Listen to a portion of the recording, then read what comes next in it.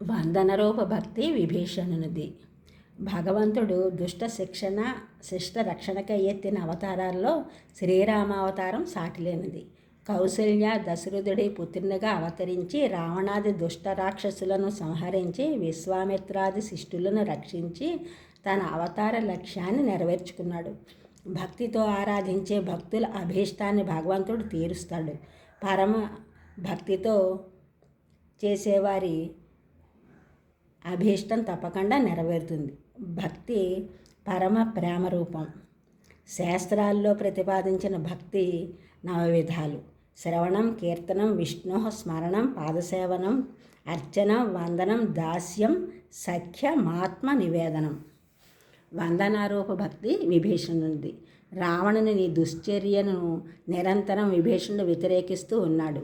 శ్రీరామునికి సీతమ్మ వారిని గౌరవపూర్వకంగా అప్పగించమని, లేకపోతే రాక్షస కులం నాశనం అవుతుందని రావణునికి స్పష్టంగా వివరించాడు.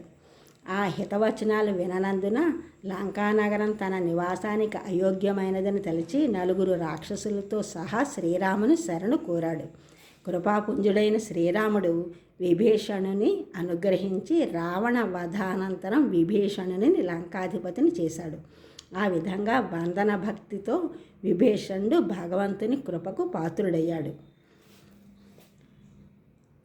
భరతుడు పాదసేవా భక్తి అసాధారణమైనది.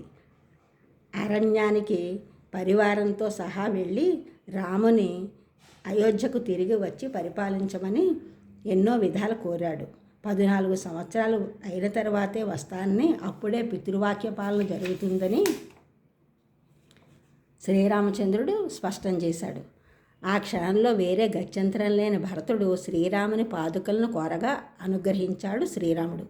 ఆ పాదుకలను శిరస్సుపై ధరించి నందిగ్రామం వచ్చి అక్కడ పాదుకులకి పట్టాభిషేకం చేసి వాటి ప్రతినిధిగా రాజ్యపాలన చేశాడు. అలా పాదసేవా భక్తితో కైవల్యం పొందాడు భరతుడు. ఈ ఛానల్ చూసిన వారందరూ కూడా సబ్స్క్రైబ్ చేయండి, షేర్ చేయండి, లైక్ చేయండి, కామెంట్ చేయండి. సబ్స్క్రైబ్ చేసిన వారందరికీ కూడా కృతజ్ఞతలు. షేర్ చేస్తున్నారు, లైక్ చేస్తున్నారు, కామెంట్ చేసిన వారందరికీ కూడా ధన్యవాదములు.